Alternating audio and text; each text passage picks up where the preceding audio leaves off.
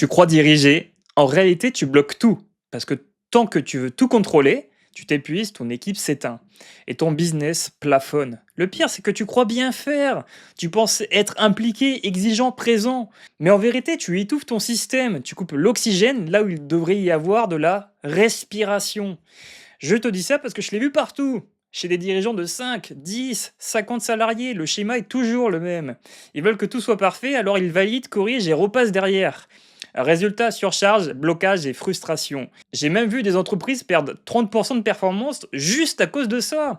Pas par incompétence, mais par excès de contrôle. Et à force, plus personne n'ose prendre une décision sans eux.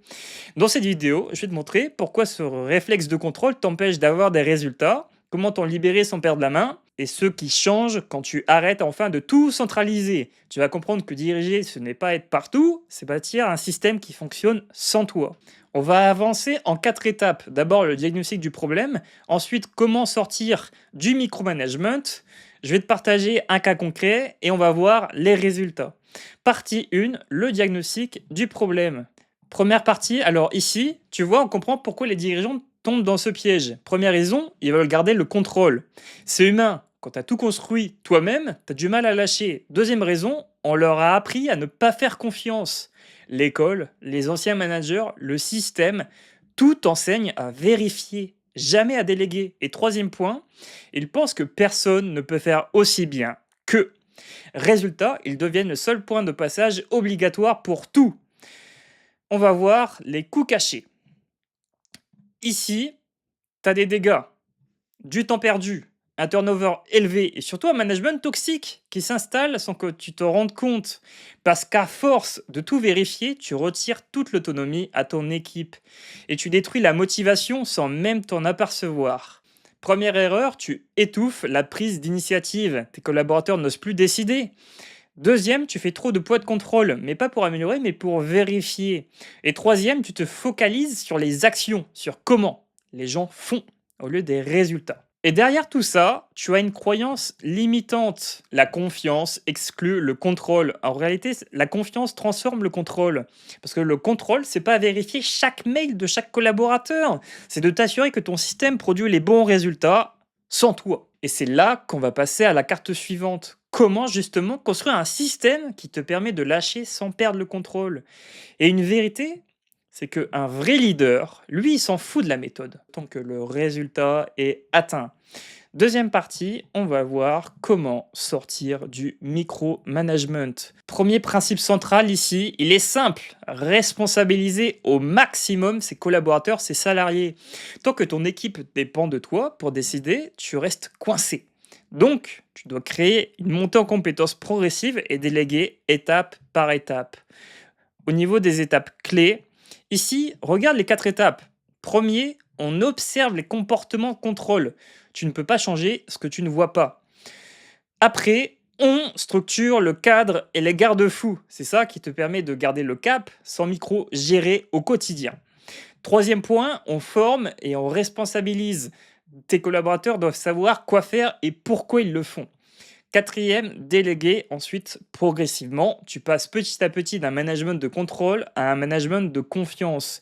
La sous-partie la plus difficile ici, c'est de déléguer ce qu'on a toujours fait soi-même. Et là, la partie rouge, c'est la plus dure. Déléguer ce qu'on a toujours fait soi-même. C'est un passage obligé pour chaque dirigeant.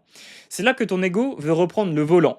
Mais c'est justement à cet instant que tu bascules du statut de dirigeant à celui de leader, de visionnaire. Et enfin, le levier clé, la structure. Quand la structure est solide, le lâcher-prise devient naturel parce que tu as des repères, des indicateurs, des rituels. Et c'est ce cadre-là qui rend ton équipe libre, sans chaos, sans friction. C'est ce que j'appelle un système autonome. On va voir maintenant un cas concret pour t'illustrer tout ça. Au niveau du contexte, ici c'est un dirigeant que j'ai accompagné. Il ne faisait confiance à personne. Il était persuadé que ses collaborateurs lui mentaient, donc il vérifiait tout. Au niveau du déroulé, on a commencé par poser une structure claire. Qui fait quoi? Quel indicateur? Quel rituel? Ensuite, on a travaillé la formation et la responsabilisation. Le vrai tournant, c'est que quand il est parti quelques jours, et là, l'entreprise a tourné sans lui.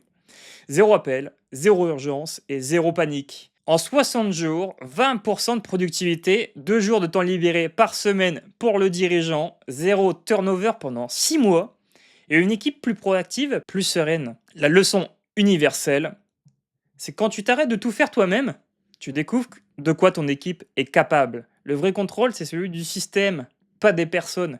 Parce qu'un leader, ça ne fait pas à la place, ça fait grandir.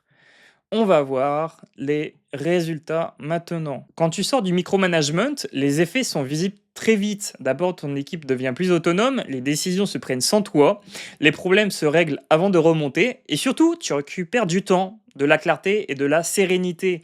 Parce qu'un dirigeant utile, c'est un dirigeant disponible. Et le changement le plus marquant ici, c'est que les entreprises que j'ai accompagnées ont toutes observé les mêmes tendances, entre 20 à 35% de productivité en plus en 3 mois, une réduction moyenne de 40% du temps passé en réunion et une autonomie multipliée par 2 sur les postes clés.